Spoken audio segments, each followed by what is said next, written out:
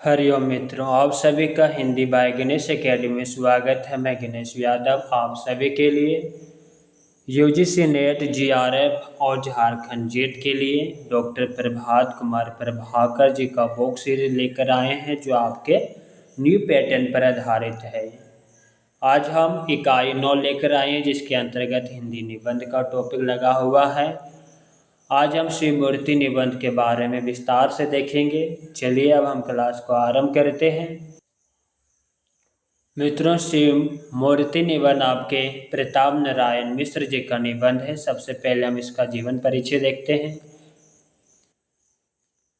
प्रताप नारायण मिश्र का जन्म आश्विन कृष्ण 9 चंद्रवार संवत 1913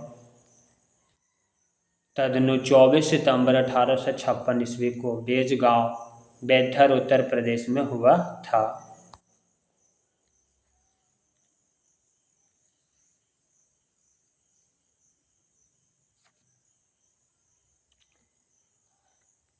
अब हम शिव मूर्ति निबंध को विस्तार से देखते हैं। प्रताप नारायण मिश्र रचित शिव मूर्ति निबंध में भगवान शिव की मूर्ति के विविध रूप, आकार एवं प्रकार के बारे में चर्चा है।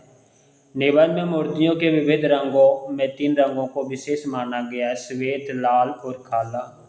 निबंध में श्वेत रंग की मूर्ति के बारे में लेखक का कहना है कि श्वेत, जिसका अर्थ यह है कि परमात्मा शुद्ध है, स्वच्छ है, उसकी किसी बात में किसी का कुछ मेल नहीं, पर सभी उसके ऐसे आश्रित हो सकते हैं जैसे उजले रंग पर सब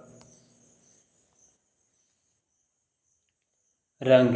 लाल रंग के बारे में लेखक का कहना है कि दूसरा लाल रंग है जो रजोगुण का वर्ण है। ऐसा कौन कह सकता है कि यह संसार भर का ऐश्वर्य किसी और का है। और लीजिए, कविता में आचार्यों ने अनुराग का रंग लाल कहा है, फिर अनुराग का देव रंग और क्या होगा। काले रंग के बारे में लेखक का विचार है कि तीसरा रंग काला है। उसका भाव सब सोच सकते हैं कि सबसे पक्का रंग यही है, इस पर दूसरा रंग नहीं चढ़ता है। ऐसे ही प्रेमदेव सबसे अधिक पक्के हैं, उन पर और का रंग क्या चढ़ेगा। इसके सिवा वाक जगत के प्रकाशन नैन है, उनकी पुतली काली होती है। भीतर का प्रकाशक ज्ञान है, उसकी प्रकाशनी विद्या है, जिसकी समस्त पुस्तकों काली मसी से लिखी जाती है। निबंध में लेखक ने मूर्तियों की विशेषता बताते हुए उसे अनेक तरह के निर्मित बताया है, जैसे पाषाण, धातु, रत्न, मिट्टी, गोबर, पारे की मूर्ति आदि।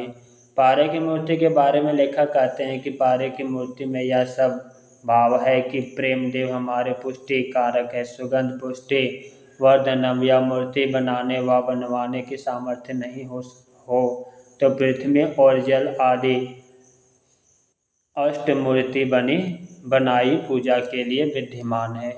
पाषाण की मूर्ति के बारे में लेखक का वक्तव्य है कि मूर्ति बहुधा पाषाण की होती है, जिसका प्रयोजन यह है कि उनसे हमारा दृढ़ निकट संबंध है। दृढ़ वस्तुओं की उपमा पाषाण से दी जाती है। हमारे विश्वास की नींव पत्थर पर है, हमारा धर्म पत्थर का है। ऐसा नहीं कि सहज में और का और हो जाए। इसमें बड़ा शुभता यह भी है कि एक बार बनवा के रख ली, कई पीढ़ी को छुट्टी हुई, चाहे जैसे असावधान पूजक आवे, कोई हानि नहीं हो सकती है।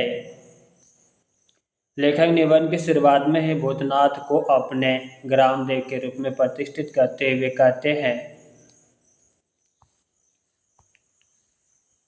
हमारे ग्रामदेव भगवान भूतनाथ सब प्रकार से या कथ्य, अप्राकृत्य एवं अचिंत्य है।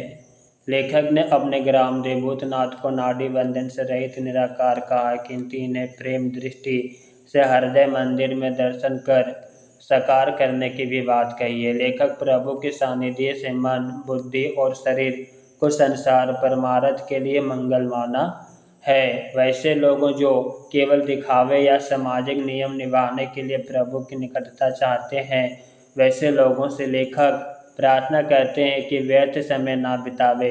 वे जितनी देर पूजा पाठ करते जितनी देर माला सरकाते हैं उतनी देर कमाने खाने पढ़ने गुनने में ध्यान दे तो भला है। लेखक शास्त्र अर्थी आस्तिक के बारे में कहते हैं जो केवल शास्त्रार्थी आस्तिक हैं वे भी व्यर्थ ईश्वर को अपना पिता बना के निज माता को कलंक लगाते हैं।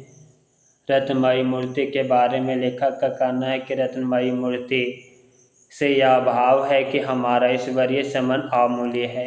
मृत्तिका की मूर्ति के बारे में लेखक कहते हैं कि उनकी सेवा हम सब ठोर कर सकते हैं। जैसे मिट्टी और जल का अभाव कहीं नहीं है वैसे ईश्वर का वियोग कहीं नहीं है।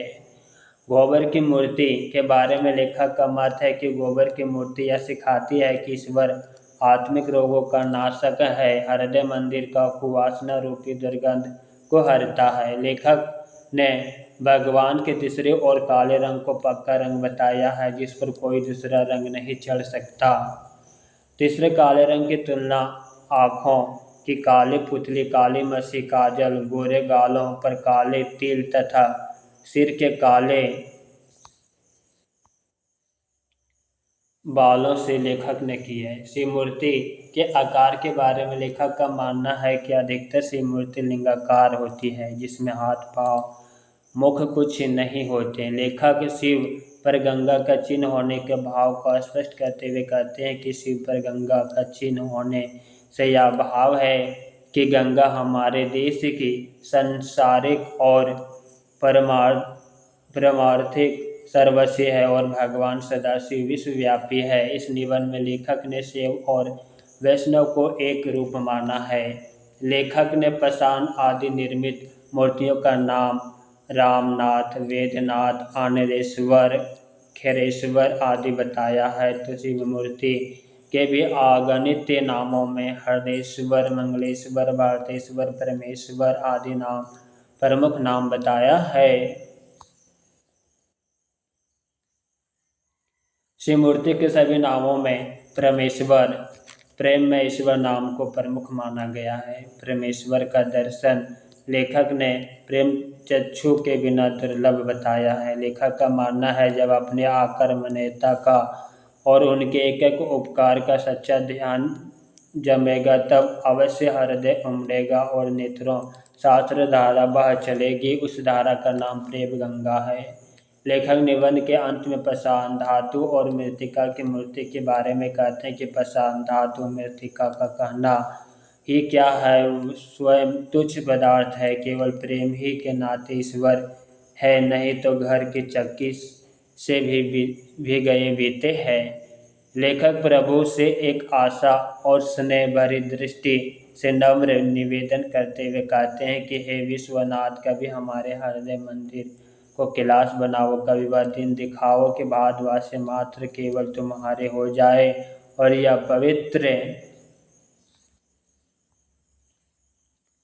भूमि फिर कैलाश हो जाए। महत्वपूर्ण कथन प्रेम में परमात्मा भी हमको तभी मिलेगा जब हम अपने ज्ञान का अभिमान खो दें। धन और गुण का ईश्वर प्राप्ति में कुछ काम नहीं वह निर्धन के धन है। वास्तविक प्रेम मूर्ति मनोमंदिर में विराजमान है। जो वस्तु बाह्य नेत्र से नहीं देखी जाती उसकी ठीक ठीक मूर्ति ही क्या।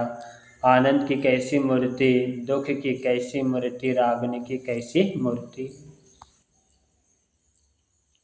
सृष्टि कर्तव्य अचिन्हत्व अप्रतिमत्व का एक बातें लिंगाकार मूर्ति से ज्ञात होती है। ईश्वर यथावत आवत संसार का उत्पादक है। महात्मा लोग कहा गए हैं कि ईश्वर को वाद में ना ढूंढो पर विश्वास में। सच्चा से वही हो सकता है जो वैष्णव मात्र को देवता समझे। जब हमारे हृदय में शिव होंगे तो हमारा हृदय मंदिर क्यों ना कैलाश होगा। यदि आपके हृदय में प्रेम है तो संसार भर में मूर्तिमान और अमूर्तिमान सब पदार्थ शिव मूर्ति है। हृदय मंदिर में प्रेम का प्रकाश है तो संसार शिवमय है क्योंकि प्रेम ही वास्तविक शिव मूर्ति अर्थात कल्याण का रूप है। मित्रों शिव मूर्ति निबंध से जितना भी महत्वपूर्ण टॉपिक बन रहा था वह समाप्त हो चुका है। नेक्स्ट क्लास में हम बाल मुकुंद गुप्त जी का निबंध लेकर आएंगे। क्लास कैसा लगा कमेंट बॉक्स में अवश्य लिखिएगा, साथ ही अपने मित्रों को शेयर करना मत भूलिएगा। हरि ओम।